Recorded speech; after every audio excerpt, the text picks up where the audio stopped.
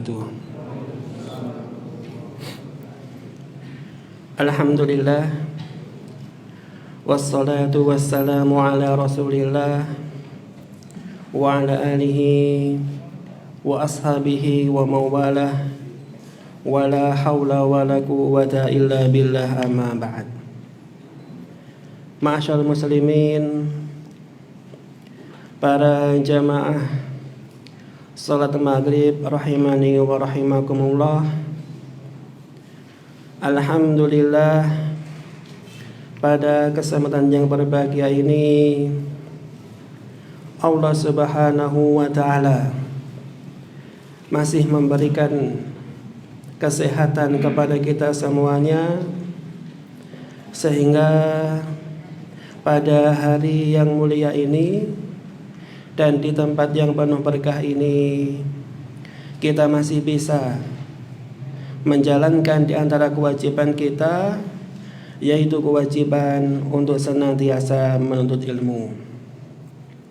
Dan insya Allah pada kesempatan yang berbahagia ini kita akan melanjutkan kajian kita dari kitab Minhajul Muslim, karya dari Asy-Syaikh Abu Bakar Jabir Al-Jazairi rahimahullahu ta'ala rahmatan wasi'ah.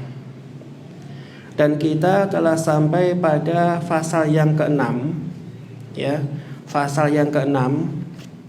Kalau di kitab aslinya antum bisa membuka halaman 92 cetakan Darul Kutub As-Salafiyah, ya. Halaman 92, yaitu pasal yang ke-6, yaitu pasal yang berkaitan tentang masalah adab, ya, kepada sesama makhluk, ya, terhadap sesama makhluk. Dan kita telah membahas poin pertama, yaitu adab terhadap kedua orang tua. Dan sekarang kita akan melanjutkan poin yang kedua, atau bab adab terhadap anak. Dan pada pertemuan kemarin kita sudah sedikit menyinggung adab terhadap anak, yaitu seorang ayah berkewajiban untuk mendidik anaknya dengan didikan yang islami, ya. Seorang ayah atau bapak berkewajiban mendidik anaknya dengan didikan islami, menjaganya, merawatnya, dan juga memberikan kasih sayang kepada anaknya. Kita sudah membahas mukadimahnya, dan sekarang langsung kita masuk ke dalilnya, ya. Dalil yang menunjukkan bahwasannya seorang ayah atau bapak wajib mendidik anaknya, wajib untuk senantiasa membimbing anaknya dengan bimbingan yang Islam, ya, sesuai dengan bimbingan Islami.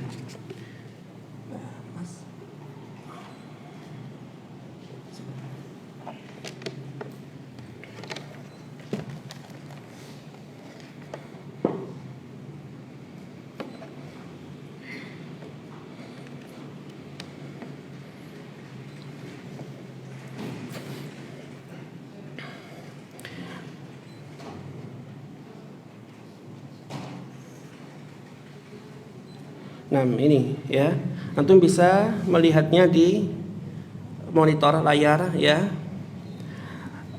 Di sini, ya, pasal yang ke-6, yaitu pasal yang berkaitan tentang masalah adab terhadap sesama makhluk, ya, adab terhadap sesama makhluk.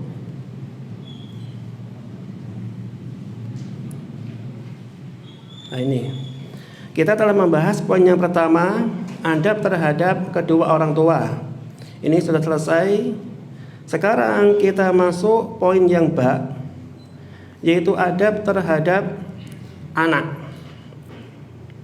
Adab terhadap anak.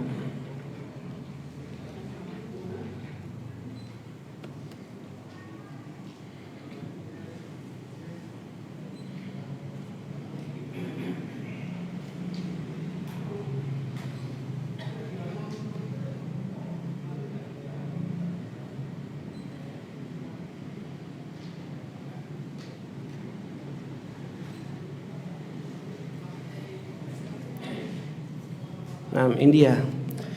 Jadi dalilnya adalah ya firman Allah Subhanahu wa taala dalam surat At-Tahrim ya ayat yang ke-6.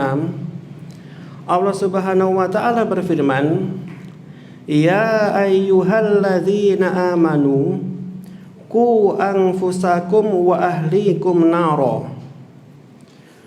Wahai orang-orang yang beriman ya, jagalah atau peliharalah dirimu dan juga keluargamu dari api neraka. Waquduhan nasu wal hijarah, dan bahan bakarnya berasal dari manusia dan juga batu. Ya. Alaiha malaikatun ghiladun syidad ya. Dan di dalamnya ada malaikat yang keras, yang kuat. La ya'sunallaha ma amarahum wa yaf'aluna ma yu'marun ya. Itu malaikat yang tidak pernah memaksiati Allah ya, senantiasa taat dan senantiasa mematuhi perintah Allah ya. Jadi ayat yang pertama ini sesuai dengan tafsiran Imam Al-Qurtubi dan juga Imam Ibnu Katsir ya. Ayat ini menjelaskan kewajiban ya seorang ayah atau bapak untuk menjaga keluarganya, menjaga anaknya dari api neraka. Ya. Bagaimana caranya? Dikatakan oleh Imam Al-Qurtubi, caranya adalah ta'murunahum bima amarakumullah, yaitu kalian memerintahkan keluarga kalian, memerintahkan anak-anak kalian ya, segala sesuatu yang diperintahkan oleh Allah ya. Ta'murunahum bima amarakumullah wa tanhaunahum amma nahakumullah, dan juga kalian mencegah mereka dari setiap yang dilarang oleh Allah. Wala tad'uhum hamalan fatakuluhum annar, dan kalian jangan membiarkan mereka ya dimakan atau dimasukkan ke dalam api neraka. Ya, ini tafsir dari Imam Qurtubi dan juga Imam Ibnu Katsir. Jadi kalau kita melihat tafsirannya dan juga melihat ya lafadznya, di sini menggunakan kalimat atau lafadz ku ya. Dan dalam bahasa Arab ya, ku itu maknanya adalah perintah. Dan kalau kita terjemahkan itu maknanya adalah jagalah atau peliharalah ya keluarga kalian dari api neraka. Ya. Maka ketika antum punya keluarga ya, punya anak, punya istri, kewajibannya antum harus menjaga mereka dari api neraka. Dan juga kewajibannya antum mendakwai mereka ketika mereka itu masih jahil ya, atau masih awam ya. Makanya ketika antum berdakwah perlu diperhatikan siapa yang didakwai ya. Apakah yang didakwai itu adalah keluarga, ataukah yang didakwai itu adalah teman biasa? Harus dibedakan. Apa bedanya di sini ya? Bedanya adalah seumpamanya antum dakwah kepada keluarga, maka dakwah di sini tidak hanya 1, 2, 3 kali, tidak. Akan tetapi dakwahnya antum kepada keluarga sampai kapan? Sampai maut menjemput antum. Ini kewajiban dakwah kepada keluarga. Ya. Makanya ketika ada seseorang diuji keluarganya belum tahu sunnah, masih suka maksiat, ya. Kadang-kadang mungkin anaknya hijrah, orang tuanya belum hijrah. Anaknya hijrah, orang tuanya sudah hijrah, tapi kakaknya belum hijrah.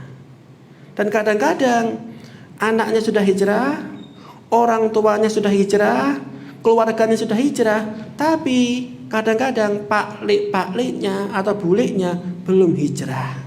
Ya, biasanya ada aja ujiannya.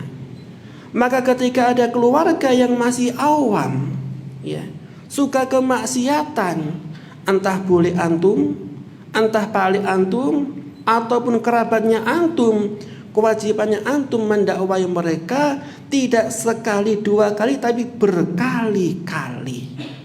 Ya, berkali-kali. Ya, karena menggunakan kalimat ku. Jagalah, peliharalah keluarga kalian. Ya.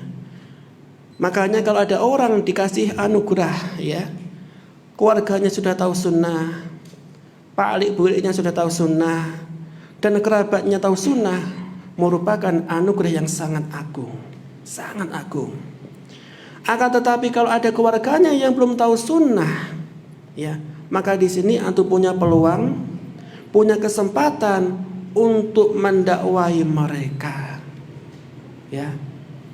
Maka antum ketika tahu kemaksiatan yang ada di keluarga antum, wajib antum untuk merubahnya, ya. Tidak sekali dua kali, tapi berkali-kali. Ini kalau yang antum dakwai adalah keluarga. Tapi kalau yang antum dakwai bukan keluarga antum, ya, bukan kerabat antum, tapi hanya sekedar teman antum, ya. Contohnya teman kuliah, atau mungkin teman futsal, atau mungkin teman teman main-main, ya, atau teman pedagang. Maka ketika antum melihat teman antum melakukan kemaksiatan, maka kewajiban antum menasihati dia, mendakwai dia. Cuman kewajibannya di sini berbeda dengan keluarga. Ya, kalau teman kewajibannya itu hanya satu kali saja. Kalau teman, ya, diingatkan satu kali saja, ya. Makanya ketika antum punya teman sudah antum dakwai sekali, maka dakwah 2, 3, 4, 5 kali, hukumnya itu adalah sunnah, tidak wajib, ya. Dan ini sesuai dengan apa? Sesuai dengan perbuatan Nabi Sallallahu Alaihi Wasallam. Ya, jadi ada suatu hadis, ya, diriwayatkan dari Imam Bukhari dan juga Imam Muslim. Dikisahkan, ya, jadi ketika paman Nabi, yaitu paman beliau Abu Thalib, itu beliau ketika sakit sangat parah, ya, sakit yang mencabut nyawa beliau. Maka di sini Nabi Sallallahu Alaihi Wasallam senantiasa menjenguk beliau, ya. Senantiasa dijenguk, diajak agar mau masuk Islam, ya. Maka ketika paman Nabi Abu Thalib, ya, mau dicabut ajalnya oleh Allah Azza wa Jalla, maka Nabi senantiasa mendakwai, ya ammi, ya, wahai pamanku, ya, kul, ya, la ilaha illallah. Katakanlah kalimat la ilaha illallah, kalimatan uhajjulaka biha indallah, ya, suatu kalimat yang saya bisa berhujjah di hadapan Allah. Ini sifat Nabi Sallallahu Alaihi Wasallam. Jadi ketika ada keluarga beliau, paman beliau yang masih belum menerima hidayah, maka Nabi Sallallahu Alaihi Wasallam senantiasa mendakwai. Sampai-sampai ketika beliau sakit, beliau mau meninggal, tetap oleh Nabi Sallallahu Alaihi Wasallam didakwai, tetap, ya. Maka kewajiban antum ketika ada keluarga antum, ya, paman antum, atau bahkan kerabat dekat antum yang belum tahu hidayah, yang belum mendapatkan hidayah dan belum tahu sunnah, maka kewajibannya antum mendakwahi dia berkali-kali, bukan sekali. Kalau keluarga, ya, berkali-kali, ya. Makanya biasanya kalau ada orang yang diuji oleh Allah, itu biasanya antara dia sama keluarganya kadang-kadang hubungannya itu renggang. Kenapa? Gara-gara ketika anaknya sudah mendakwahi, kok pakliknya itu belum menerima. Biasanya ponakannya ini apa? Nyerah, angkat tangan. Wes aku ra kuat. Nah, itu nggak boleh. Ya, yang namanya dakwah kepada keluarga ataupun paman, ya antum jangan menyerah.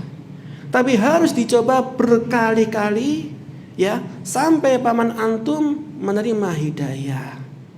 Adapun ketika antum berdakwah kok tiba-tiba paman antum nyeletuk, ya, biasanya kan orang tua kan kalau ada anak kecil dakwah, ya, seperti perkataan mungkin anak kemarin sore kok sok-sokan ngajari lah, biasa seperti itu, ya. Anak kemarin kok sok-sokan mendakwahi, ya.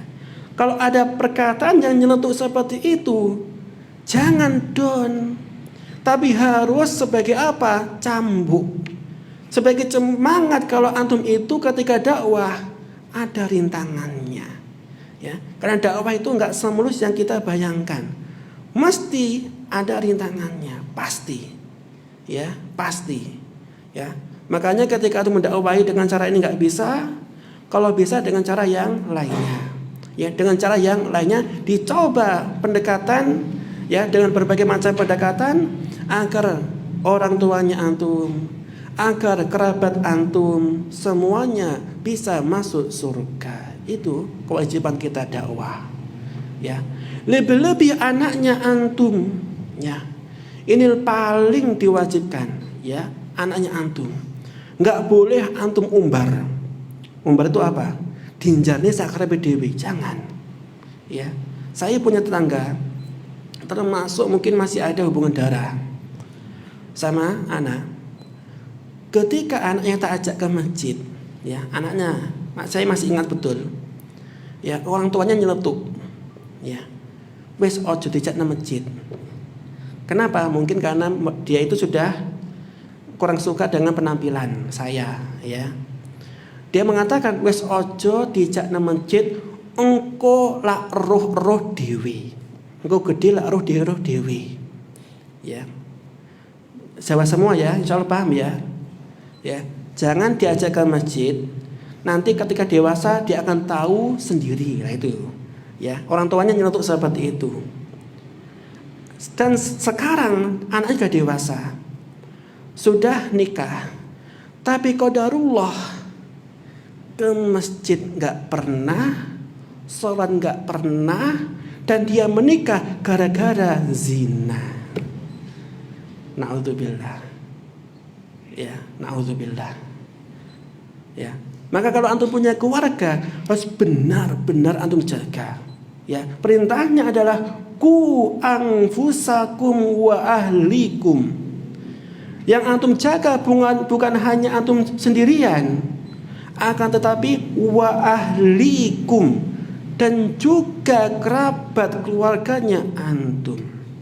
Ya, ini kewajiban antum untuk keluarga. Tapi kalau untuk orang lain yang tidak ada hubungan darah, ya, yang nggak ada hubungan nasab, maka kewajibannya itu hanya satu kali saja. Apa landasannya di sini? Landasannya ada firman Allah dalam surat Al-A'raf, ya, ayat 164. Ya. Allah mengatakan, wa idza qalat ummatun minhum, ya, lima ta'izuna qauman Allahu muhlikuhum aw mu'adzibuhum adzaban syadidan. Ya. Jadi ketika dikatakan, kenapa kok kamu menasihati suatu kaum, padahal Allah itu akan membinasakan mereka, akan mengazab mereka. Qalu ma'dziratan ila rabbikum.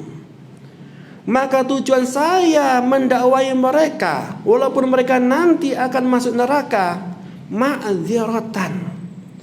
Tujuannya adalah agar saya sudah menyampaikan kewajiban dan kelak di akhirat tidak dimintai pertanggungjawabannya. Ya. Jadi kalau teman antum ya ketika didakwai sekali nggak bisa, nggak mau, maka dakwah 2-3 kali hukumnya itu adalah sunnah. Ya, jadi di sini ditekankan antum mendakwai keluarganya antum harus benar-benar dijaga keluarganya. Kemudian langsung kita ke kitabnya ya, syarahnya. Fa fi hadzal ayah ya, dan di dalam ayat ini al-amru bi wiqayatil ahli minan nar ya, perintah agar untuk menjaga keluarga ya dari ganasnya panasnya api neraka. Wa dzalika bi taatillahi ta'ala. Dan caranya adalah dengan cara mentaati perintah Allah. Wa ta'atuhu ta'ala taltazimu ma'rifata ma yajibu an yuta' fihi ta'ala. Ya. Dan mentaati Allah itu mengharuskan mengetahui hal-hal yang telah diwajibkan oleh Allah untuk ditaati.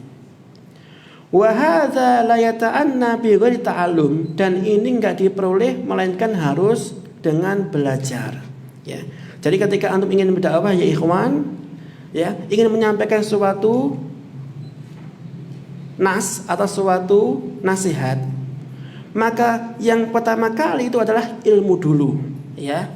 La yata'atta bi ghairi ta'allum, dan ini tidak akan bisa membuahkan hasil melainkan harus belajar dulu. Ya, mumpung antum sekarang ada di Malang, masih ada waktu kuliah sambil antum ngaji, dan ketika antum sudah paham ya sedikit dari masalah hukum Islam, ketika antum pulang ke rumah, pulang ke kampung, maka kewajiban antum adalah mendakwai sesuai dengan kemampuan antum. Nah, ini ya. Tapi harus belajar dulu. Nggak boleh dakwah tanpa ilmu, itu nggak boleh.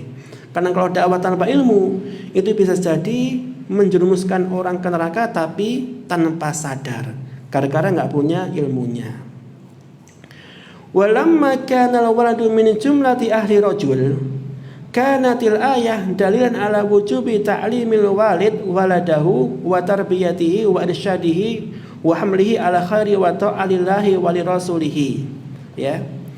Dikarenakan anak itu termasuk di antara keluarga dari ayah, maka ayat di atas merupakan dalil wujub ya atau wajibnya membimbing anaknya ya, dan juga tarbiyah, mendidik mereka, wa irsyad, dan juga mengarahkan ya alal khairi wa ta'ah lillahi wa lirasulihi, ya, mengarahkan kepada kebaikan dan juga ketaatan kepada Allah dan juga Rasulnya. Wa tajanib, ya, dan juga menjauhkan al-kufra wal ma'asi wal mafasid wasyurur, menjauhkan keluarga dari kekufuran, kemaksiatan, kerusakan dan kejelekan, ya. Liyaqiyahu bidzalika adzaballah, dengan tujuan agar terbebas dari api neraka, ya. Ini dalil pertama yang kita bacakan, kewajiban untuk mendakwahi keluarga. Kemudian dalil selanjutnya adalah, ya, kama anna fil ayah al-ula, ya, wal walidatu yurdi'na auladahunna, ya, al-ayah dalil wujubi nafaqatil walad ala walid, ya. Jadi di sini kewajiban seorang ayah memberikan nafkah kepada anak, ya. Dan ketika memberikan nafkah, biasanya kita tuh lupa, ya. Kalau ada orang diuji cerai, ya, cerai, ya, qadarullah cerai, biasanya bapak ini lupa, gak ngasih nafkah kepada anaknya, ya. Padahal yang namanya cerai itu tidak memutus hubungan antara bapak sama ayah, enggak. Hanya memutus hubungan antara bapak sama istri. Ya, makanya enggak ada ceritanya yang namanya mantan anak, enggak ada. Walaupun cerai tetap anaknya, tapi kalau mantan istri itu ada.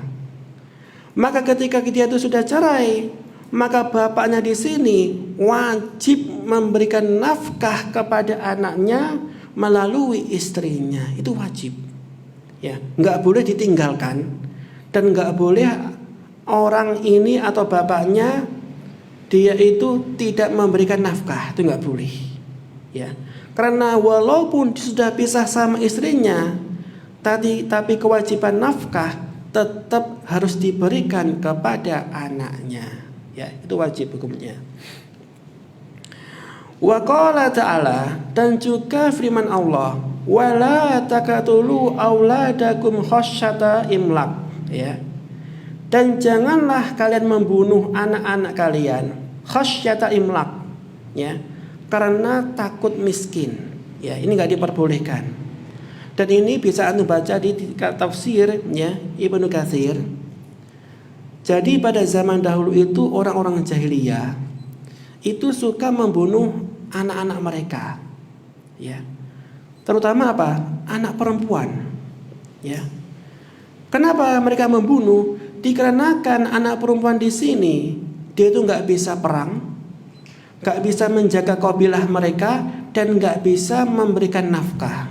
Ini anak perempuan, ya. Maka pada zaman dulu, zaman jahiliyah, ketika ada anak perempuan dibunuh, ya, dibunuh. Akan tetapi ketika sudah ada Islam, Islam melarang membunuh anak, itu nggak diperbolehkan. Dan kalau ada orang membunuh anak, itu sama saja dia berbuat dosa besar, dosa besar. Lebih-lebih pada zaman sekarang, ya, ada orang tua dia itu ketika tambah anaknya takut rezekinya berkurang. Itu pemahaman yang kalau dalam Islam itu pemahaman yang kurang tepat. Tapi kalau dalam Islam ketika tambah anak, ya, prinsipnya Islam, maka hukumnya itu tambah rezeki, ya. Dan antum tidak boleh membedakan antara laki-laki sama perempuan, nggak boleh. Dalam Islam anak laki-laki itu sama dengan perempuan, nggak boleh dibedakan, ya. Namun biasanya, ya, anak mendapati banyak sekali ikhwah ketika anak tanyai, antum anaknya apa? Waduh Ustaz, perempuan nih. Ya, seakan-akan dia itu nggak bersyukur, tapi waduh, seakan-akan perempuan itu menjadi apa? Beban, menjadi aib. Ya, ini nggak hanya zaman dulu, tapi zaman sekarang teman sesama ngaji ketika punya anak perempuan bukannya gembira tapi menyesal. Nyapo mbiyen kok gak laki-laki, ya. Ini sama ikhwah. Padahal kalau antum tahu keutamaan anak perempuan, ya, lebih-lebih kalau antum semuanya anak perempuan, antum harus bersyukur, ya. Ketika anak pertama perempuan, 2 perempuan, 3 perempuan, 4 perempuan, 5 perempuan, sampai 10 perempuan semuanya, jangan ngeluh, ya akhi, tapi disyukuri, ya. Kenapa? Dikarenakan Allah memberikan anak kepada antum perempuan, boleh jadi ada hikmahnya. Ketika antum punya anak laki, ya, boleh jadi dawablek, nawakal, angal dikandani, boleh jadi. Tapi ketika antum punya anak perempuan, dikandani penak, ya. Ketika orang tuanya repot, membantu orang tuanya. Maka disebutkan dalam suatu hadis yang sahih, ya, dalam kitab Sahih Adab Mufrad, ya. Maka dikatakan oleh Nabi SAW, man kana lahu thalathu banatin, ya, barang siapa yang punya 3 anak perempuan, ya, 3 anak perempuan, ya, wa sabara alaihinna, kemudian dia sabar didik anaknya, anak perempuan, wa ata'amahunna, dan dikasih makan, wasaqahunna, dan dikasih minum, wa kasahunna, dikasih pakaian, ya, kunna lahu hijaban minan nar yaumal qiyamah. Niscaya anak perempuan 3 ini merupakan tameng, ya, dari yang namanya panasnya api neraka. Itu keutamaannya ya akhi. Jadi ketika antum menikah, sekarang lagi program bukan program ya, berusaha ikhtiar mempunyai anak, nggak usah milih-milih, nggak usah milih-milih, dan nggak usah maksa Allah. Gimana maksa Allah di sini? Contohnya maksa Allah ini, ya Allah, anugerahkan hambamu anak laki-laki, dan harus laki-laki. Nah ini maksa namanya, maksa. Tapi kadang-kadang antum nggak sadar kalau itu maksa. Tapi doanya antum yang paling bagus adalah, ya Allah, anugerahkan hambamu ini anak yang soleh atau solehah, ya, soleh atau solehah. Jangan maksa harus laki-laki, jangan, nggak boleh, ya. Kenapa? Perempuan juga punya keutamaan. Nah ini, ya. Maka di sini dilarang membunuh anak, lebih-lebih anak perempuan. Ini biasanya bapaknya yang ngeyel ya. Kalau bapaknya biasanya pingin laki-laki. Kenapa? Wis aku nanti kalau sudah tua ben enek sing ngrewangi kerja. Itu bapaknya biasanya. Tapi kalau ibu biasanya tuh pasrah, wis sementing anak yang soleh, solehah, saya senang. Ini ibunya biasanya. Ya, tapi di sini nggak boleh, harus pasrah kepada Allah. Yang penting anaknya soleh atau solehah, itu merupakan anugerah dari Allah Azza wa Jalla. Kemudian yang kedua, ya, poin yang kedua, langsung aja ya, kurang 5 menit. Saya langsung bacakan dalil yang kedua, yang dari hadis, ya. Nah ini, akrimu auladakum wa ahsinu, ya, adabahum fa inna auladakum hadiyatun ilaikum. Ya ini. Jadi sabda Nabi Shallallahu Alaihi Wasallam, ya, akrimu auladakum, muliakanlah anak-anak kalian, wa ahsinu, ya, dan berbuat baiklah kepada mereka, adabahum, ya, dan perbaiki adab-adab mereka atau akhlak-akhlak mereka. Fa inna auladakum hadiyatun ilaikum, dikarenakan anak-anak kalian itu adalah hadiah, ya, atau anugerah, ya, hadiyatun ilaikum, ya. Makanya ketika antum punya anak, itu merupakan anugerah yang harus disyukuri, ya. Kenapa? Dikarenakan sebagian teman-teman kita, dia itu sudah menikah bertahun-tahun, bahkan ada yang puluhan tahun, tapi belum dikaruniai oleh Allah seorang anak. Makanya ketika antum sudah menikah setahun, habis menikah kok punya anak, anugerah, ya, dan harus disyukuri.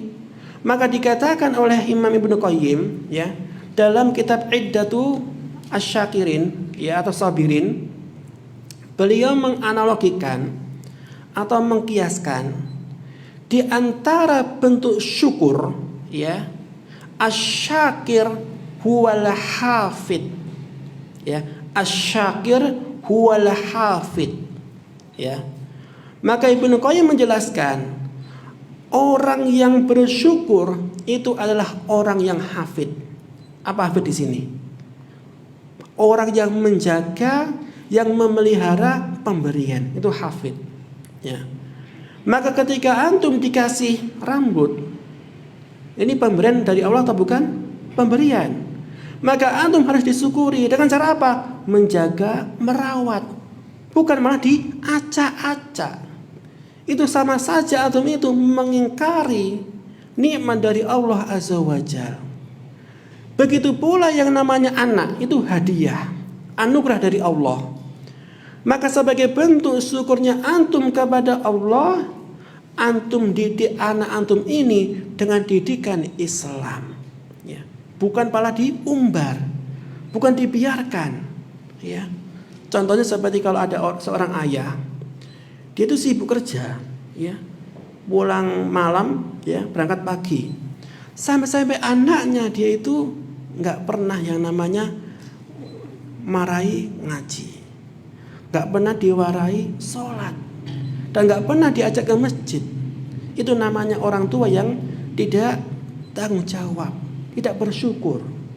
Kalau antum sebagai orang tua, sebagai bentuk syukurnya antum kepada Allah atas dikasih karunia anak, maka anaknya antum harus dididik dengan didikan Islami.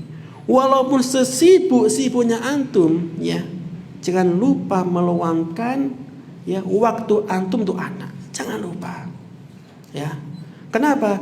Dikarenakan yang namanya anak ini, ketika bapaknya perhatian, ketika orang tuanya perhatian, maka didikannya itu lebih mudah daripada anak yang tidak punya orang tua. Ya. Makanya biasanya kalau ada anak yang orang tuanya sudah nggak ada, itu biasanya hidupnya itu tidak tertata. Ya. Hidupnya itu sakarape dhewe, dan ujung-ujungnya anaknya ini akan terjerumus dari yang namanya kemaksiatan, minum khamar, minum minuman keras, dan naudzubillah sampai-sampai ada yang juga yang dia mengkonsumsi narkoba gara-gara orang tua tidak memberikan perhatian khusus kepada anak. Ya, walaupun antum sesibuk apapun antum, ya, kerjanya antum sangat padat, maka kalau bisa diluangkanlah waktunya untuk anak, ya, karena anak ini butuh perhatian dari seorang ayah, dan anak ini nanti yang akan memberikan antum, ya, doa, dan juga ketika antum sudah tua yang akan merawat antum, ya. Maka di sini Nabi memerintahkan untuk mendidik anak, memuliakan anak, dan juga harus dididik dengan didikan Islami. Kemudian juga dari Nabi Shallallahu Alaihi Wasallam, ya, sawu baina auladikum fil atiyah, ya, dan di antara hak anak itu ketika orang tua memberikan hadiah itu harus disamaratakan. Ya, sawu, disamaratakan. Tapi di sini bukan anak yang masih kecil, ya. Antum perbedakan anak yang masih TK, SD, SMP itu beda kebutuhannya. Tapi itu khusus anak yang sudah dewasa. Contohnya anak yang sudah berkeluarga, ya. Maka ada suatu kisah dari sahabat yang mulia Nu'man ibnu Bashir, ya, radhiyallahu anhuma. Jadi Nu'man itu adalah anaknya Bashir, ya, radhiyallahu anhu. Dan Bashir itu anaknya banyak, tidak hanya Nu'man saja. Suatu ketika sahabat Bashir memberikan hadiah kepada anaknya Nu'man saja, dan anak yang lainnya nggak dikasih hadiah, ya, nggak dikasih hadiah sama Bashir. Maka ketika Nabi SAW tahu hal itu, langsung Nabi menasihati Nu'man, ya, menasihati Bashir, ittaqillah, ya, bertakwalah kepada Allah, wasawu ini baina auladikum fil atiyah. Kalau kamu memberikan hadiah kepada anak harus disamaratakan. Itu anaknya kalau sudah balik, ya. Karena, ya, kalau anaknya antum yang pertama kasih mobil, yang kedua hanya kasih sepeda ontel, ya, itu biasanya anak yang kedua itu ada merasa jengkel, merasa seakan-akan bapakku kok ora adil, masku tuh kok ini mobil, aku malah sepeda ontel. Padahal tujuannya bagus bapaknya. Kenapa? Anak yang kedua tuh gemuk, biar seperti hari itu goesan tuh, biar cepat kurus. Tapi dalam Islam itu nggak boleh. Dalam Islam harus disamaratakan kalau anaknya sudah balik, sudah dewasa. Makanya ada kisahnya, ya, tetangga saya, dekat rumah. Jadi anak yang pertama dikasih motor baru, anak yang kedua dikasih motor second, ya. Lah anak keduanya dia dapat orang tua, yo nggih aja untuk menghormati orang tua. Tapi hatinya itu panas. Mosok masku dikai sinyal, aku dikai second.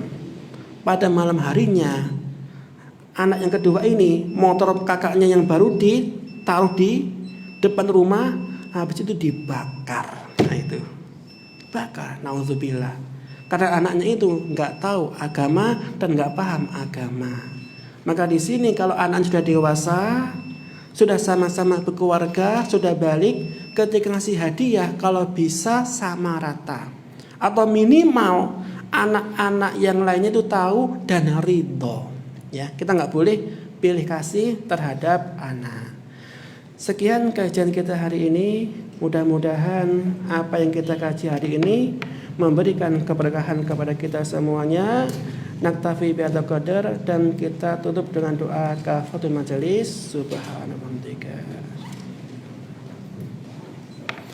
Wassalamualaikum warahmatullahi wabarakatuh.